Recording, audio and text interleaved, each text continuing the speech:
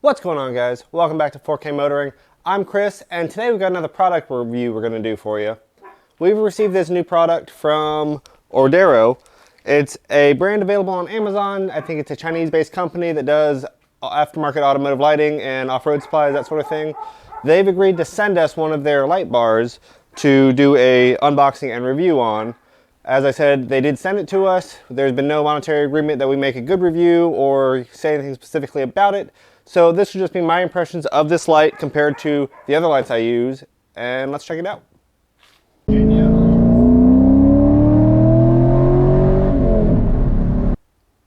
So this product's available on Amazon. I will leave a link to that in the description below if you're interested. It comes in well under the price point of something like the Rough Country lights that I have installed and done a previous review. I'll link that up above.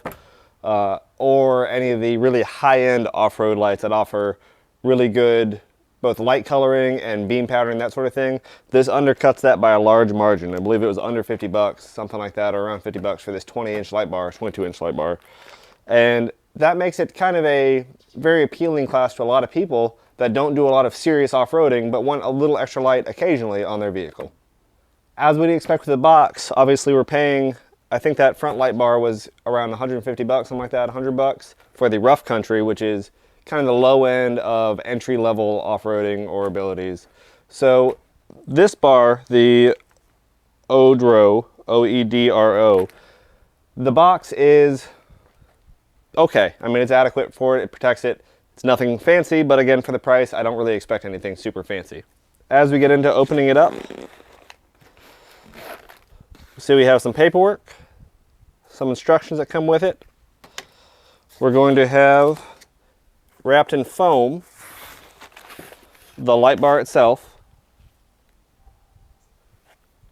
and then we're going to have all of our mounting brackets and our wiring harness complete with relay and activation switch. As we slide this light bar out here, we can see the overall build of it, to include the lenses that they have around each of the bulbs. We can see the aluminum construction, the side plates,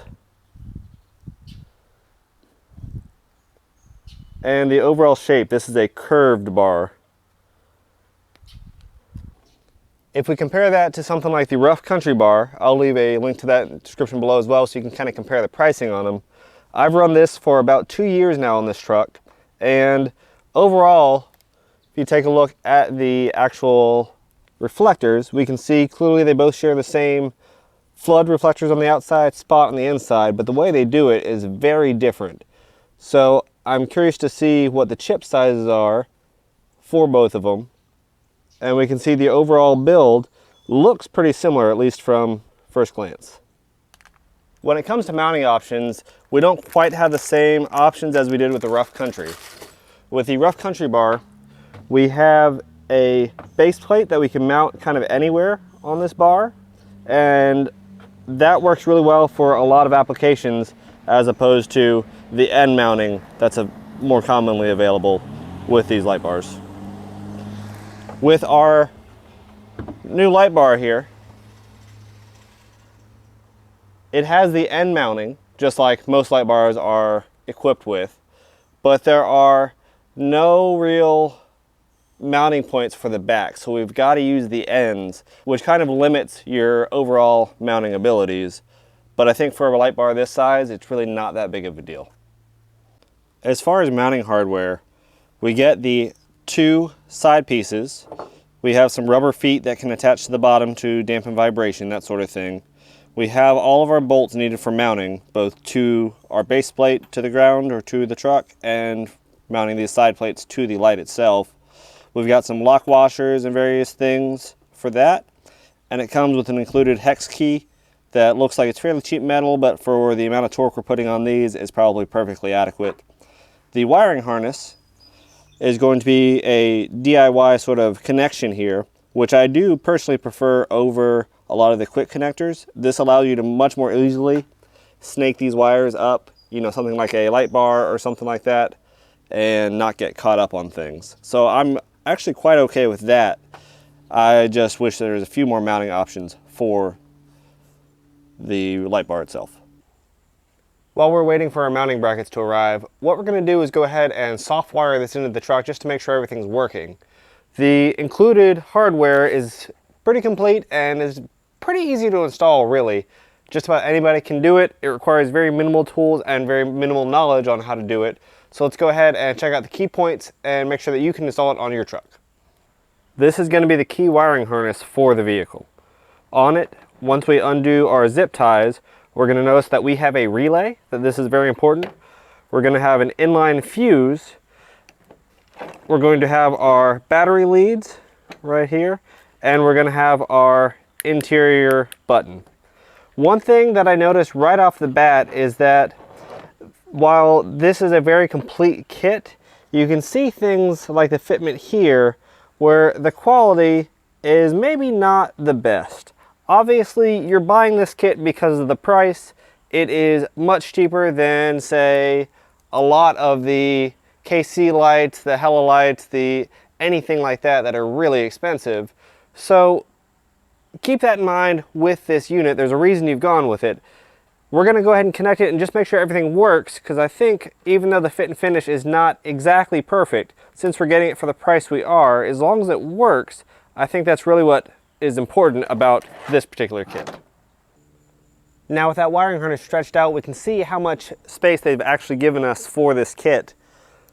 The relay and fuse panel being up near where the battery is on the truck and on most trucks, on this vehicle allows this thick wire, the one that actually runs to the light, a little heavier gauge, to stretch back and basically reach the rear of the cab on this crew cab pickup truck.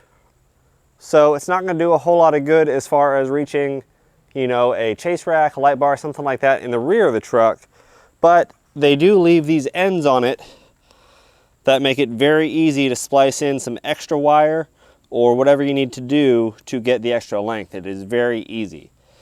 When it comes to the switch actually has more wire connected to it than the light wiring it does itself. The back of the switch does have an adhesive pad. I don't know if it's a 3M adhesive or just some other off-brand, but it is included with a little foam adhesive pad that should work pretty well. The overall plastic is acceptable. It's nothing fancy. It's not super high quality feeling. It does rattle a little bit, but it does include on-off lights. The thing that worries me a bit is that it comes with this big plug, and oftentimes you do need a disconnect to get through the firewall on your vehicle to get that wiring from under the hood into the vehicle through a grommet or something. A lot of times they're not big enough to put something big like this, or at least this is a struggle to get through. So this might require you to kind of take a similar approach as the overall lighting does, as just cutting the wire and feeding it through, but we'll cross that bridge when we get to it. So to start with, we're going to bring our wiring harness in towards our battery. Now we can see from the rough country install we already did, we've got our relays already set up behind the battery here and everything kind of zip tied out of the way with the fuses readily accessible. We are now going to find a spot for this unit, which has a single relay and a mounting point. We'll mount to a lot of factory screws or use zip screws that you may have on hand. We're going to have our fusible link here. We got our positive and negative that are going to have their own loops in them, make it very easy to install on many of the factory bolts for positive and negative, so that'll be an easy job. And then we're going to work on running the wires to an acceptable location to see if this light really works. Something I always recommend before really getting into moving wires around or doing a whole lot of hard installation is just testing to see if things work. So we have our negative post just resting on our negative. We've got the same thing with our positive. Fusible link, our relay, is all sitting right here by the truck, and that gives us a red light on the switch. We do have our light mounted right over here. As you can see, it's different in appearance to the rough country light. So let's go hit the button and see what we get. There it is. You can see very clearly that the sides of the light put out a much different beam than the front of the lights would. Now to compare that directly with the rough country light, here is our new oEdRo light. You can see changes angle to angle. And here is our rough country light.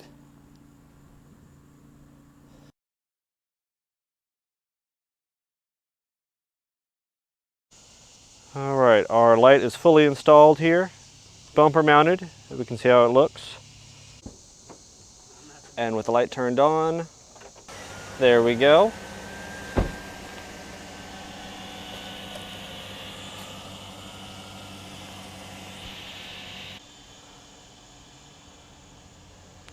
Direct comparison, rough country.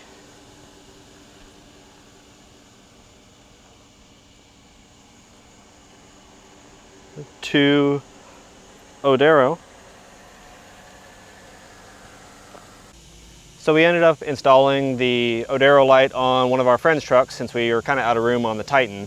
So far it's acted pretty well. I'm pretty happy with it for the price. I think that's the key part of this light, is that the price is less than you'd spend on most other light bars, and it seems to output pretty good light.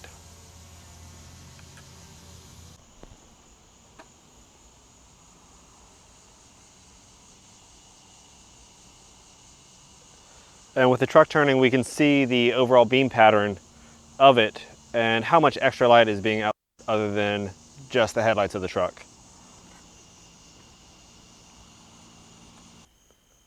Well guys, basically that's my thoughts on the oEdRo light bar that I was sent.